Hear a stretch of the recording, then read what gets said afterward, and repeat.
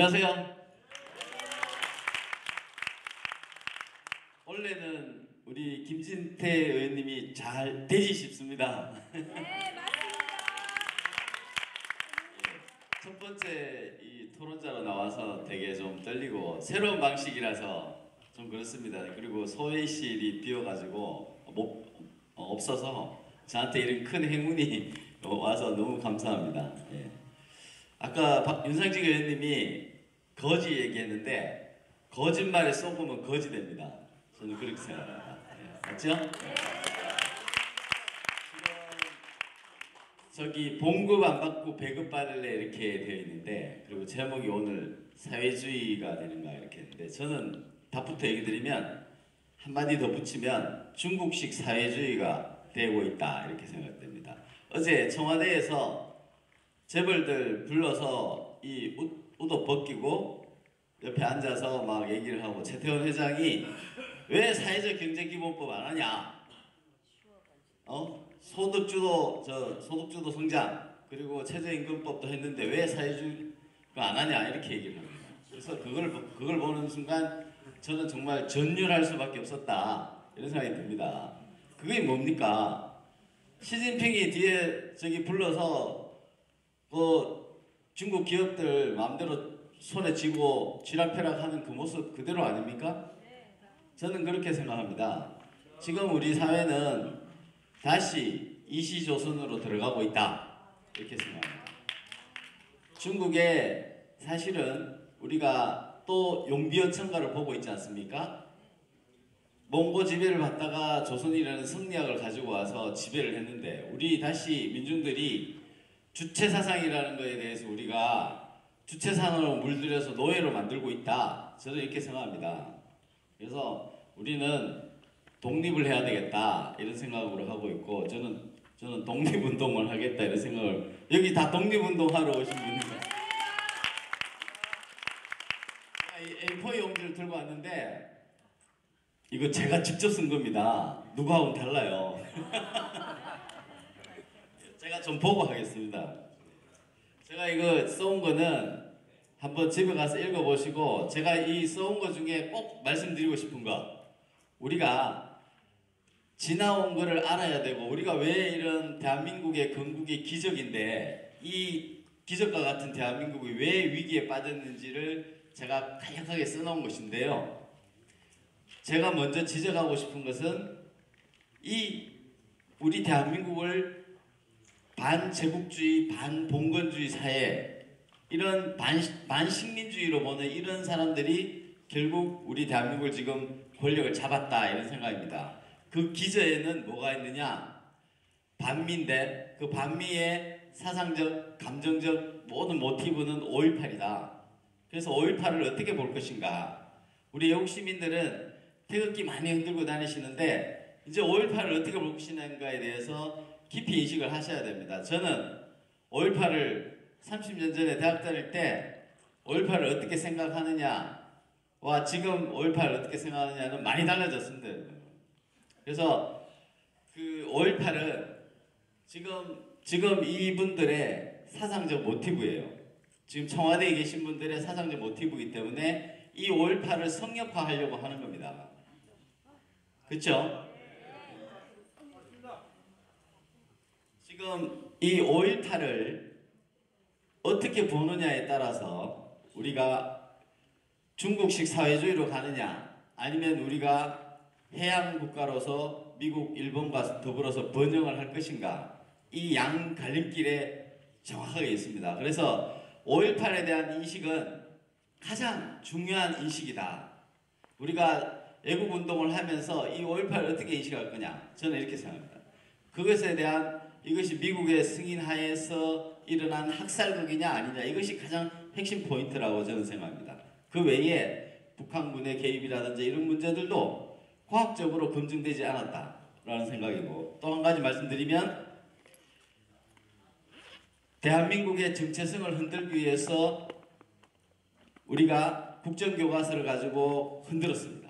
근데 그 국정교과서를 가지고 박근혜 정부를 그 밑둥을 파내려갈 때 그것의 기저가 되는 것은 결국 그 5.18에 대한 그런 부분이고 이 다양한 역사 해석을 핑계로 해가지고 이 박근혜 정부를 무너뜨린 건데 국민들의 그런 어떤 대한민국에 대한 자긍심을 무너뜨린 거거든요.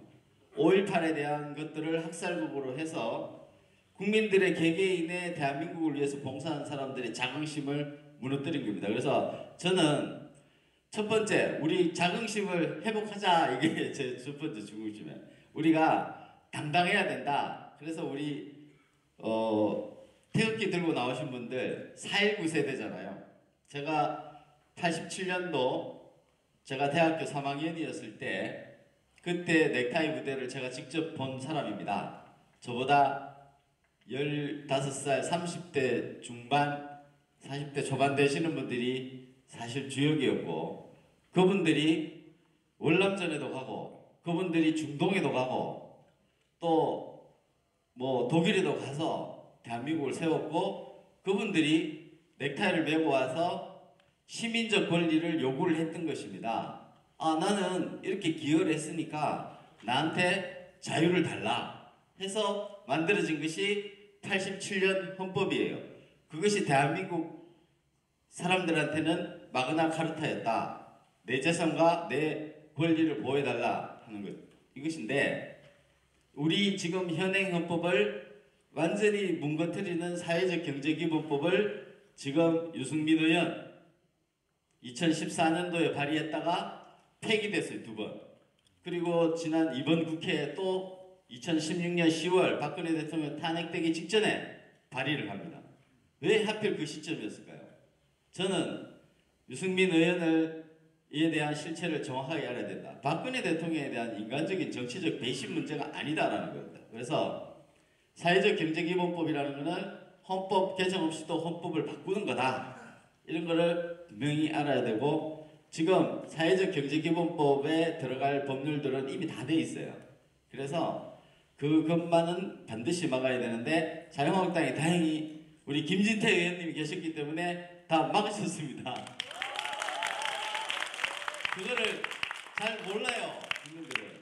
이승만 대통령의 고마움만 잘 알고, 그것도 잘 모르는데 김진태 의원의 고마움을 잘 몰라요. 네, 그렇게 하고요. 박근혜 대통령 탄핵을 어떻게 볼 것인가? 제가 조금만 더 하고 내려가겠습니다. 박근혜 대통령 탄핵을 어떻게 볼 것인가? 우리는 여기 모인 분들은 이걸 아셔야 됩니다. 박근혜 대통령 탄핵은 김일성 일가의 부활이다. 박근혜 대통령의 탄핵은 대한민국 체제의 87년 헌법 체제에 대한 사형 선고였다. 왜? 법치주의를 무너뜨리고 했기 때문에 시민적 권리를 박근혜 대통령의 개인적인 시민적 권리마저 짓밟고 무너뜨렸고 실질적으로 연좌제까지 무너뜨린 87년의 핵심인 절차적 권리와 연좌제 금지까지 완전히 짓밟아버린 것이 박근혜 탄핵이고 정치적으로는 김정은의 부활이다. 이겁니다. 빈사 상태에 있는 김정은 체제에 산소호흡기를 갖다 댄 것이 박근혜 탄핵이다. 이게 제 생각입니다.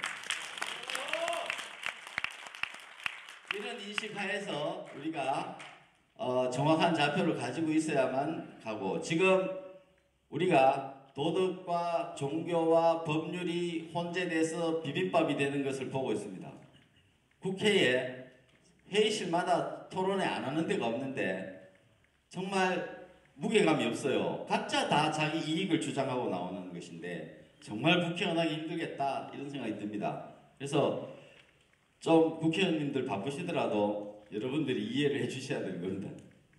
예, 박근혜 대통령의 탄핵은 저는 그렇게 보고요. 우리가 이제 어떻게 할 것인가? 우리가 저항하자. 근데 저들은 우리를 저항하지 못하게 어떻게 하고 있느냐? 첫 번째, 저 사람들은 대한민국 사법부를 장악했습니다.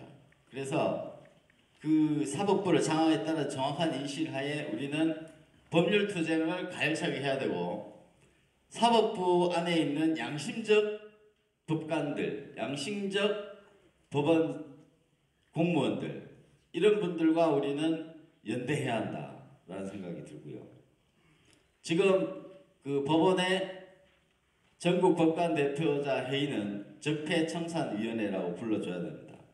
이름을 네이밍에서부터 적폐청산위원회다. 사법부 적폐청산위원회다. 이렇게 생각되고 그 사법부를 장악함으로써 우리가 저항할 의지를 꺾이는 겁니다. 두 번째,